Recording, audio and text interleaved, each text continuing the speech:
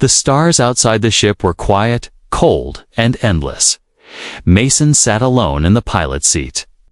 Staring at the dark space ahead, he had been traveling for days with no contact, no activity, nothing. This part of the galaxy was marked as a dead zone. No ships came here, no signals, no life, just dust, silence, and lost history. Mason yawned, leaned back, and almost closed his eyes. Then, something strange happened. A sudden flash of light blinked on the screen just for a second. He leaned forward, his heart beating faster. A signal, weak and broken, was trying to come through. He turned up the volume, adjusted the frequency, and then heard it soft, shaking, and full of pain. "Please, help me." Mason froze. He looked around the empty ship like someone might be playing a trick, but the signal repeated again, "Please, help me." The voice sounded real, not a machine, not a trap. He quickly traced the source it was coming from, a nearby planet marked as abandoned, Planet ID, Elari 9, once home to the Elari species. Now listed as extinct. Mason felt a chill. He had read stories about the Elari. They were advanced, peaceful, and strange until war wiped them out many years ago. No one should be alive there, Mason whispered, still. His hand moved to the controls. He changed course and started his descent. The planet appeared below him, gray skies, broken mountains, and the ruins of a once great city. His ship landed on a platform covered in vines and dust. The wind howled through the broken buildings, sounding almost like whispers. Mason stepped out. Holding his scanner and blaster close, every step he took echoed in the silence. Buildings stood like skeletons. Their metal walls rusted and cracked. Suddenly, his scanner beeped, life form detected deep underground.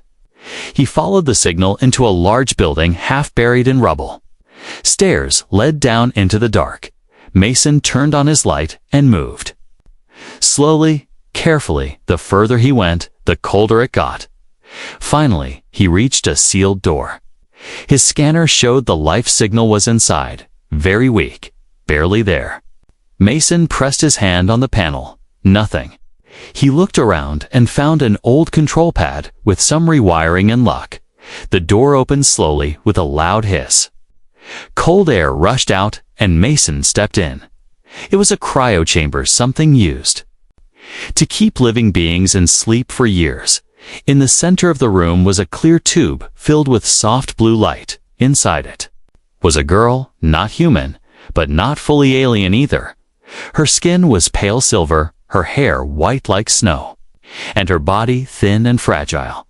She floated inside the tube, eyes closed, lips slightly parted. Mason's breath caught in his throat. She looked like a ghost from the past. Suddenly, her eyes opened bright. Glowing with soft purple light, she looked at him through the glass and moved her lips again. This time, he heard her in his head, not through his ears. "Human. You came." Mason stepped back in shock. Who are you?" he asked. Her voice echoed in his mind. "I am Lyra, last of the Elari. Please, don't leave." Mason looked at her with wide eyes. He had found the last living Elari, a race thought to be wiped out completely, and she was asking him to help, begging through the last strength she had left. He rushed to the control panel and tried to understand it. The symbols were alien, but some looked familiar. He guessed and pressed a few buttons. The blue light faded, and the tube slowly opened with a hiss. Lyra's body slid out and collapsed into his arms. She was cold, so light, like holding feathers. Mason held her gently and whispered, "I've got you. It's okay." She looked up at him with tired eyes and smiled weakly. "You are real. I thought I was dreaming." Mason shook his head, still confused, still in shock. "What happened here? Why are you alone?" Lyra's voice entered his mind again. Softer now, like wind through broken glass. "They killed us. All of us. I was hidden. I was our last hope. Last hope for what? Mason asked, his voice barely above a whisper. She looked at him with sad, deep eyes and whispered the words that would change everything. My people, we are gone, but I can bring them back. With your help, Mason placed Lyra gently on the soft seat inside his ship. Her skin was cold, her breathing slow. He grabbed a blanket and wrapped it around her. The engines hummed quietly, giving off a bit of warmth. He still couldn't believe it. He had found a living Elari, a species everyone believed was gone forever. Lyra opened her eyes again and looked around slowly.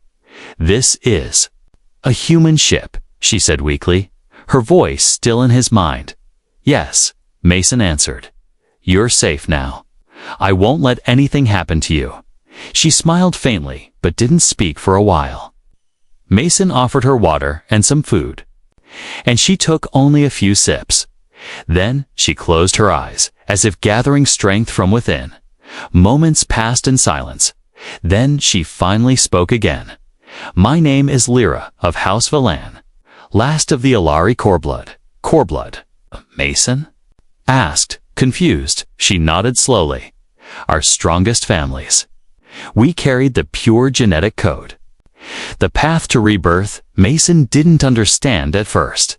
But something in her voice told him this was important. Lyra continued. The war destroyed our worlds. They feared our knowledge, our peace. They? Mason asked. Who are? They? Other empires, she whispered. Greedy ones. Who feared our ways. Who wanted to control life itself. She coughed, and her body shook. Mason held her shoulder gently and said, You don't have to talk right now, but? Lyra shook her head slowly. There's no time. You must understand why I called for help. Mason leaned closer, listening carefully. I was placed in stasis, Lyra said, my body frozen, but my mind half awake.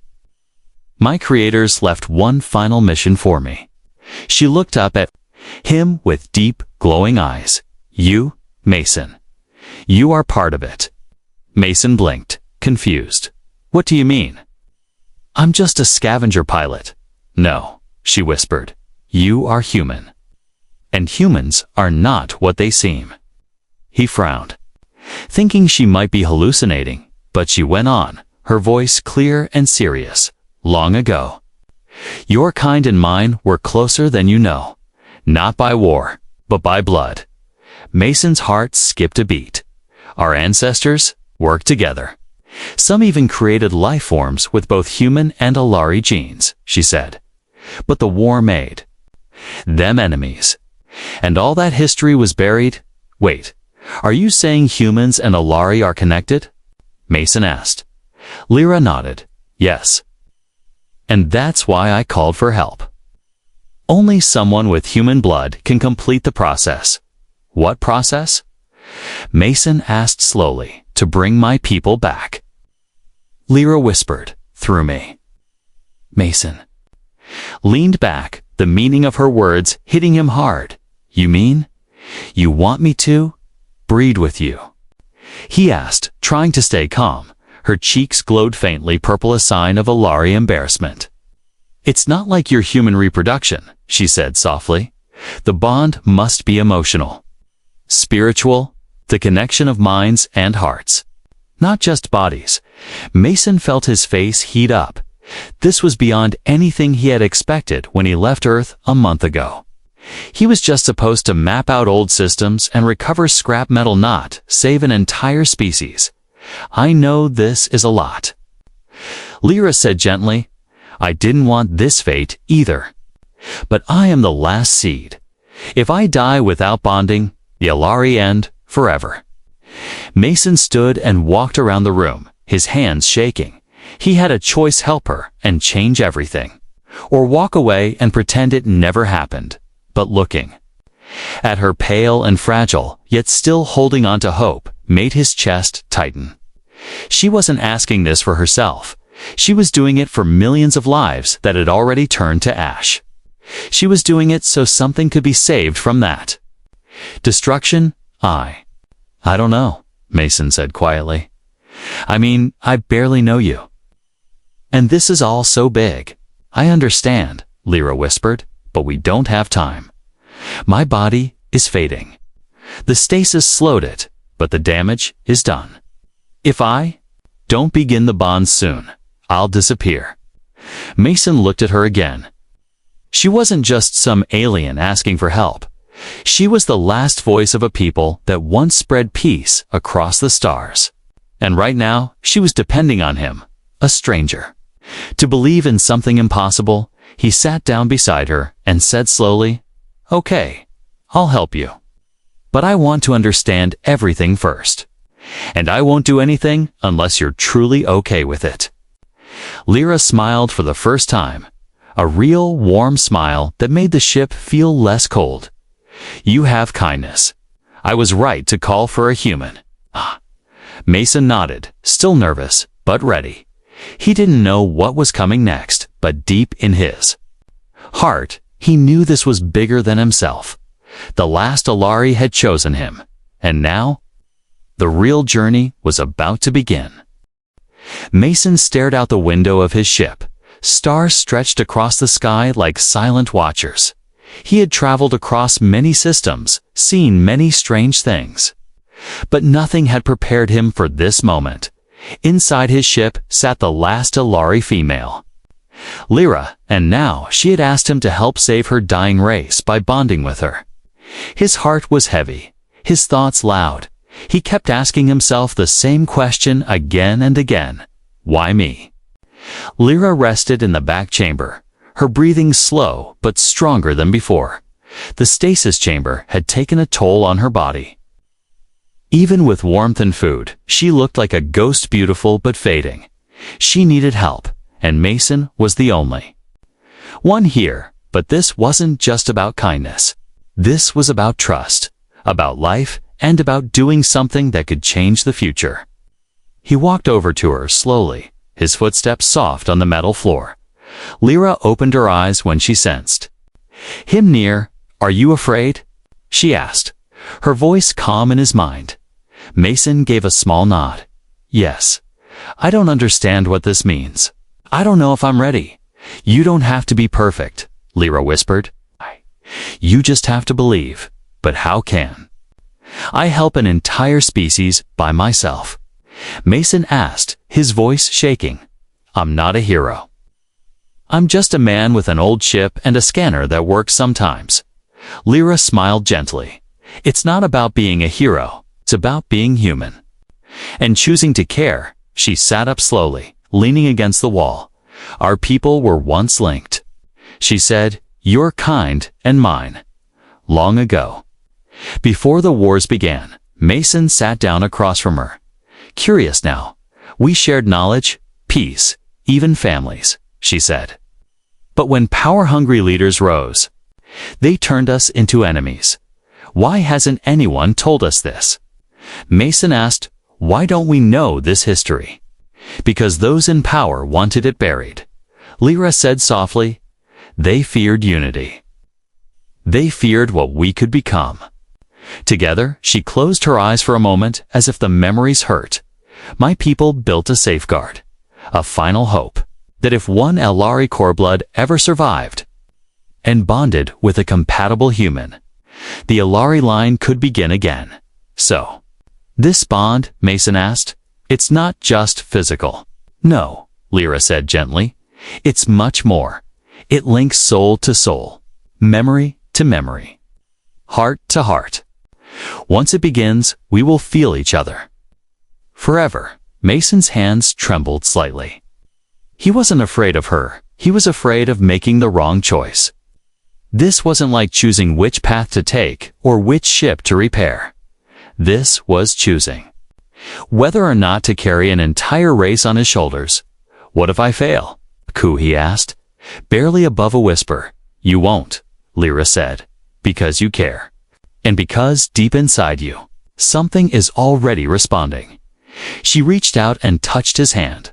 A warm pulse passed between them, soft like a heartbeat. Mason's breath caught in his throat. He felt something stir deep inside, something Ancient, quiet, but awake. What was that? He asked quickly. The bond has already begun, Lyra said softly, even before your answer.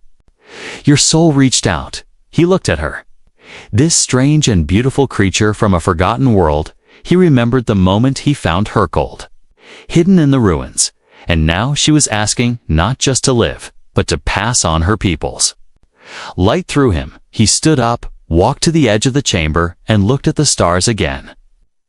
He thought about Earth, about how humans had fought wars over small things, over land, over pride, and now he was being asked to fight for something much bigger, life itself. After a long silence, he turned around and said, I'll do it. I'll help you. I'll stand with you. Lyra's eyes widened, and a single glowing tear slipped down her cheek. You've made the right choice, she said, and I promise. I will not let you carry this alone. Mason took a deep breath. He didn't know where this path would lead, but for the first time in a long time, he felt like he was doing something that mattered. As they began preparing for the ancient Elari bonding ritual, he couldn't help but feel the shift inside him, like something forgotten had finally remembered its name. He looked at her again and said quietly, Let's bring your people back, Lyra, and with that promise, everything changed. Mason followed Lyra down a narrow tunnel beneath the ruined city.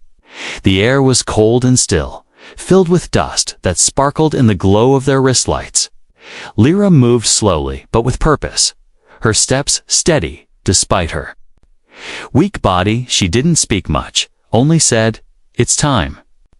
Mason's heart pounded with every step. He had no idea what this ritual truly involved. He didn't know what it would feel like, or what it would change inside him. But one thing was clear. Now he had made his choice, not just for Lyra, but for something larger than both of them. At the end of the tunnel, they reached a large metal door covered in ancient markings, symbols that pulsed faintly with light. Lyra placed her hand on the center panel, and the door responded instantly. It slid open with a soft hiss, revealing a chamber filled with strange beauty. Blue crystals floated in the air, glowing like stars. Silver vines crept along the curved walls, humming with a soft sound. At the center stood a raised platform, shaped like a flower with its petals open. Two spaces, side by side, waited for them. This is the heart of the Elari, Lyra whispered, where life once began and can begin again.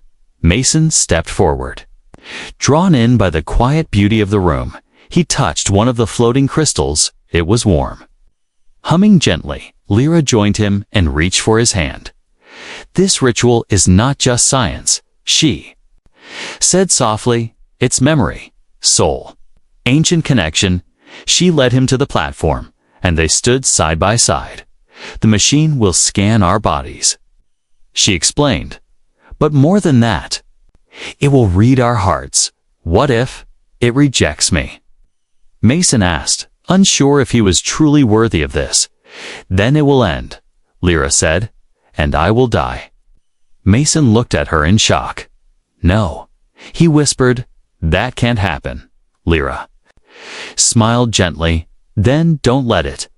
She reached out and placed her hand on his chest. Her fingers glowed faintly, and he felt warmth spread through his body. Close your eyes, she said, and let your thoughts fall away. He obeyed, and the platform beneath them lit up. Soft rings of light moved up their bodies, scanning, measuring, connecting. In that moment, Mason saw flashes behind his eyelids, visions he couldn't explain. He saw stars being born, planets rising. He saw Elari children laughing in green fields, then war, fire, screams, and Lyra crying alone in the ruins. He saw her people falling, one by one, until only she remained. Then he saw Earth his home. He saw himself as a child, alone, dreaming of stars. He saw both of them, Lyra and Mason, walking the same path from different worlds. And now, standing together at the edge of something new, the platform pulsed again, brighter this time. Lyra opened her eyes and gasped, her body no longer shaking, her skin glowing with life. She looked at Mason and whispered, "It's working." Mason opened his eyes too, and suddenly felt different, stronger, lighter, but also connected, like his mind could feel hers beside him. Their thoughts touched without words. Memories passed like whispers, emotions shared in seconds. He felt her sadness, her fear, her endless loneliness, and she felt his courage, his quiet pain, and his unexpected kindness.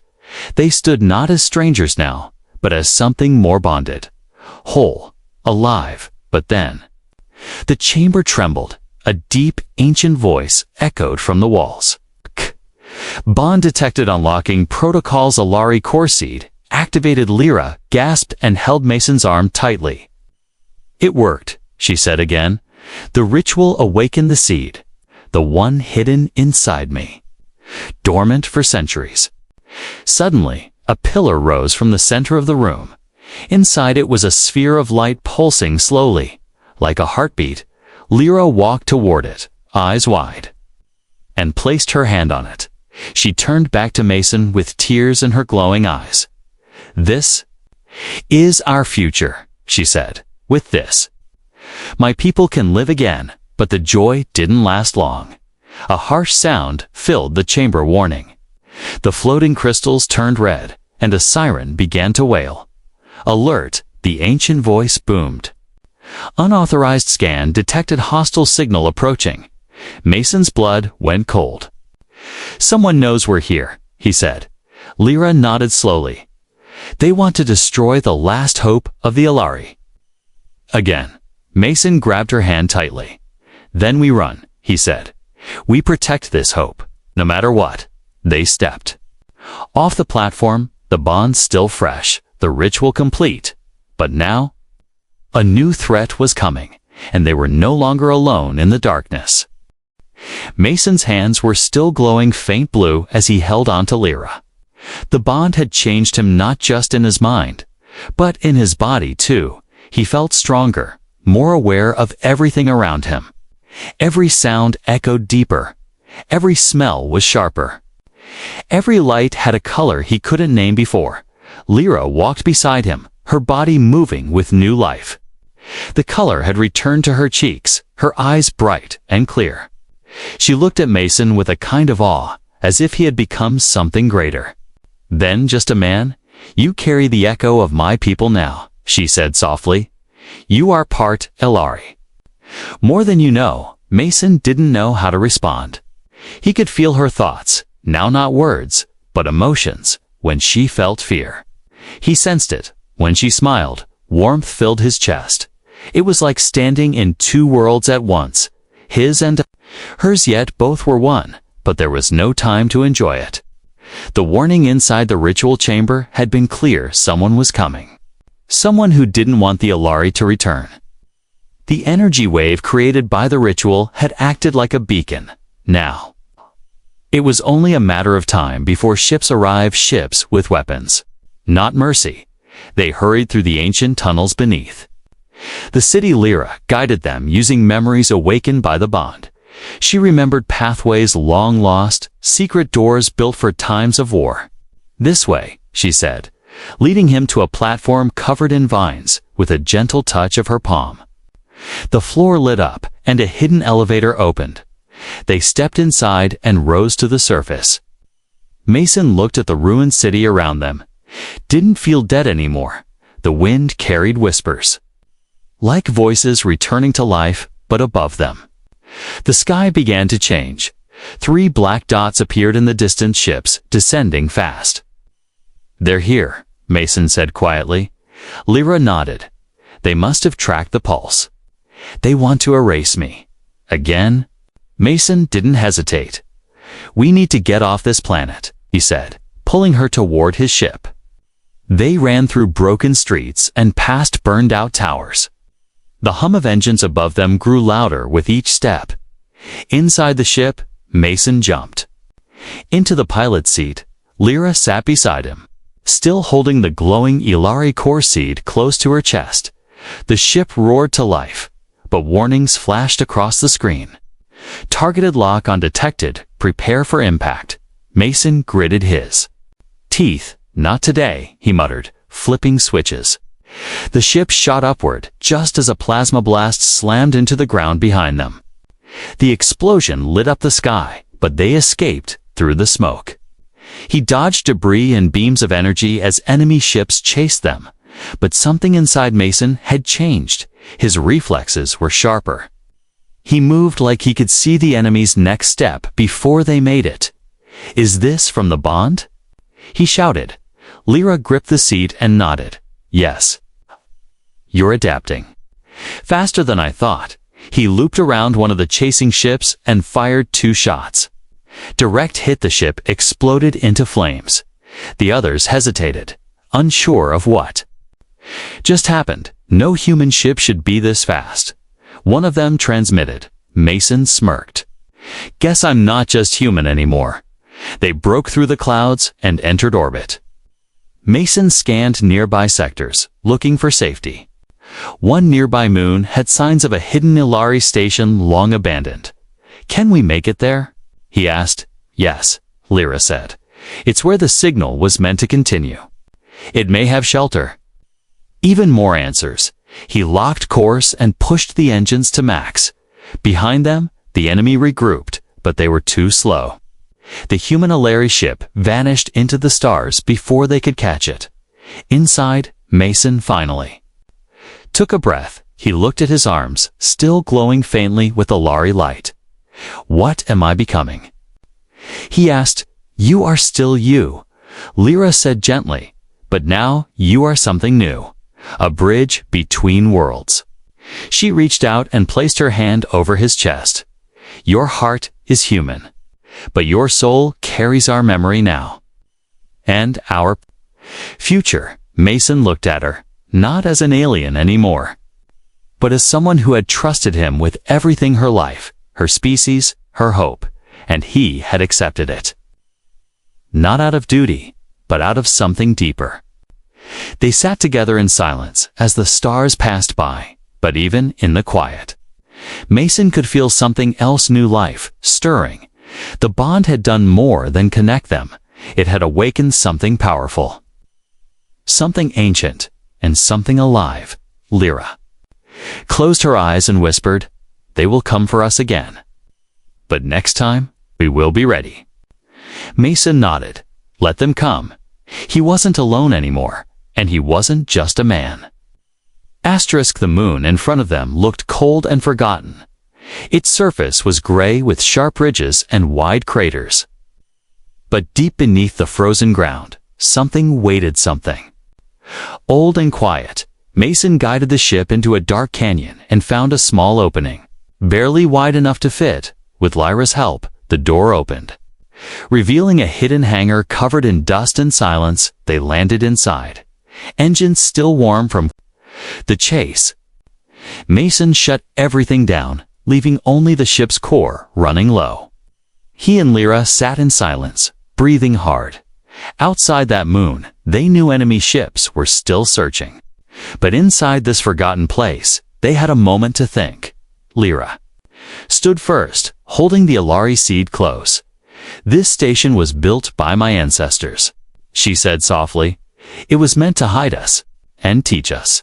If the time ever came, she walked toward the old control panel and placed her hand on it. The machines woke up one by one, screens blinking to life, showing maps, lights, and records long untouched. Mason followed behind her, still amazed at how different he felt. He could hear the systems hum, feel the slight pressure in the air. It was like the bond had connected him to more than Lyra had connected him to this place. 2. Can this help us? He asked, pointing to the displays. Lyra nodded. Yes, maybe. There are records here, tools, even a hidden transmitter. But we have to be fast.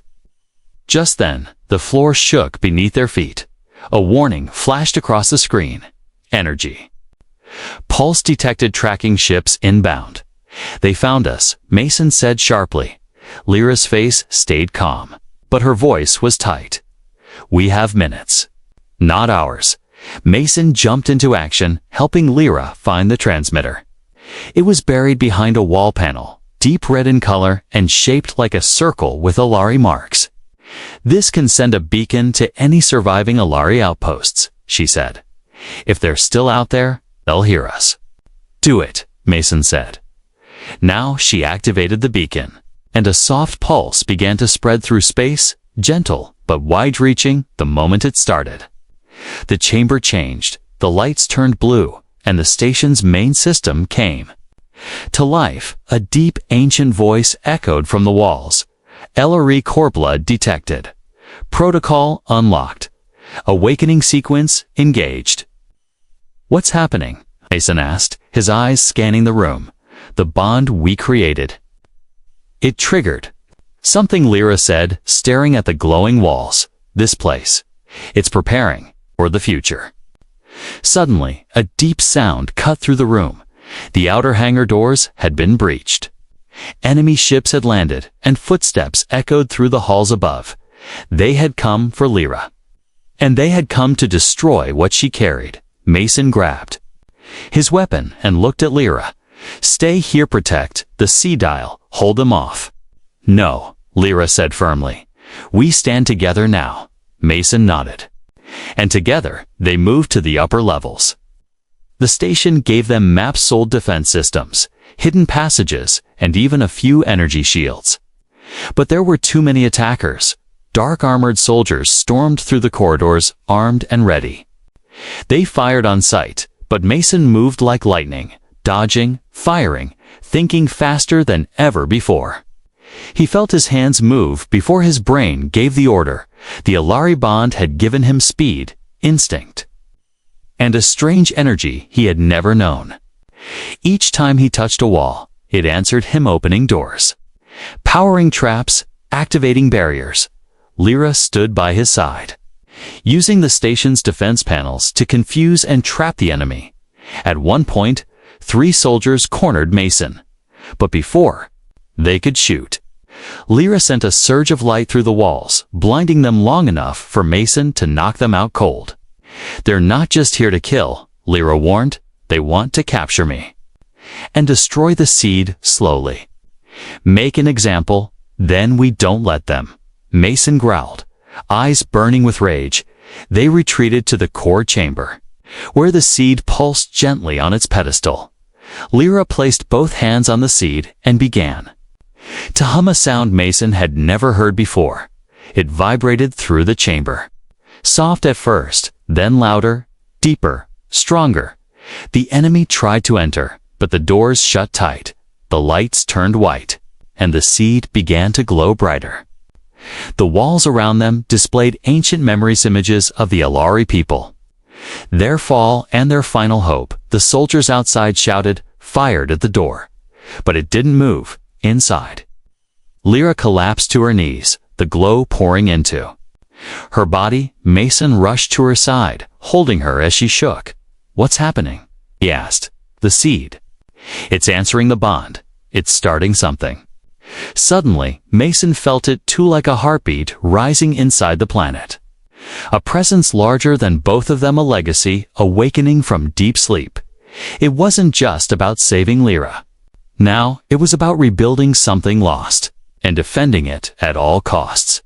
Lyra opened her glowing eyes and whispered, they're scared, Mason. They should be. The core chamber pulsed like a living heart. Light flowed along the walls, across the floor, and into the seed resting at the center. Mason stood beside Lyra, her body trembling as the seed responded to the bond inside her. Her hands glowed bright white, and her eyes were full of power and something new.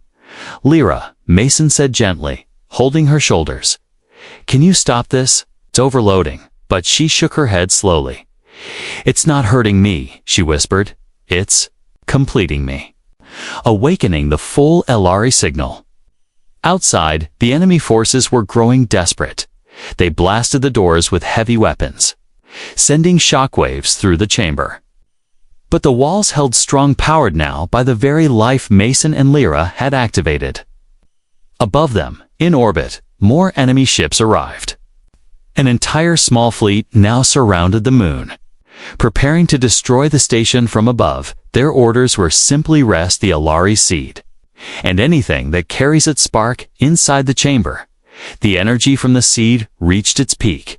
Suddenly, it burst into hundreds of tiny lights, floating like fireflies through the air. Each one drifted toward the walls. The ceiling, and even Lyra herself, they didn't burn, they sang. A soft hum filled the room. Ancient and beautiful, Mason could hardly breathe. It was like standing inside a living memory. He saw visions again, this time not from Lyra, but from the seat itself. He saw Elari cities filled with peace, glowing towers rising in harmony with nature. He saw children laughing, learning, dreaming, and he saw it all fall in fire. Yet now, it wanted to rise again. Lyra opened her eyes and looked at Mason. "There's more," she said. "The seed was not just for me. It was a beacon. A call to the lost." "A call to who?" Mason asked. "To every Elari survivor hiding across the galaxy. And every human who still carries our light." Suddenly, the station's communication systems lit up. Hundreds of blinking dots appeared on the screen, each one a response. Ships, pods, secret outposts. Old archives, all coming to life, answering. The pulse that Lyra had awakened. "They heard us," she whispered. Tears shining in her eyes. "They're still out there." But their hope was short-lived. A loud alarm screamed through the station. Enemy ships above had begun charging their main weapon. The orbit cannon would fire in less than 5 minutes. One hit would destroy the entire moon. "We need to run," Mason said, grabbing her hand, but Lyra pulled back gently. "If we leave now, the awakening will stop, and it may never return." Mason looked around the room, light still dancing across the walls. He clenched his fists, torn between saving Lyra and saving the seed. Then something inside him shifted again. The bond glowed deep in his chest, and he felt a spark of understanding. "There's another way," he said. "The ship? It has a stealth core. We can link the seed's code into the ship's memory, escape, and broadcast from anywhere." Lyra nodded quickly. Yes, that could work. The seed doesn't need to stay here, it just needs to be carried. They ran back to the hangar, the sound of explosions behind them. Soldiers chased through the halls, but the bond made Mason faster, sharper, unstoppable. He guided Lyra through collapsing walls and dodged falling beams with inhuman reflexes. When they reached the ship, Lyra rushed to the interface and inserted the glowing seed into the core panel. The ship lit up instantly, colors shifting from steel gray to glowing blue. It was no longer just a machine, it had become part of the Elari legacy. The engines roared, and Mason took the controls. "Hold tight," he said. "We're going straight through." As the orbit cannon fired from above, the ship launched from the surface. The beam struck the moon. Massive fire exploded behind them, but they were already gone. The ship burst through debris and fire, shielded by the new energy flowing. Through it, enemy ships tried to follow, but none were fast enough now. Mason pushed the engines, and the stars stretched before them, inside the ship. Lyra watched the glowing seed now resting safely within the core. "It's alive," she whispered. "The signal is spreading even now. We did it." Mason looked back at her, his face tired but smiling. "No," he said, "you did it. I just helped." She walked over to him and gently placed her hand over his heart. "Without you," she whispered, "there would be nothing left of me." They stood together in silence, watching the stars pass. Behind them, the past burned. But ahead of them, hope had found a new path, and deep within Lyra's body, something stirred again. A tiny pulse. A new life forming from the bond. Proof that the Elari had not only survived, but would rise again together.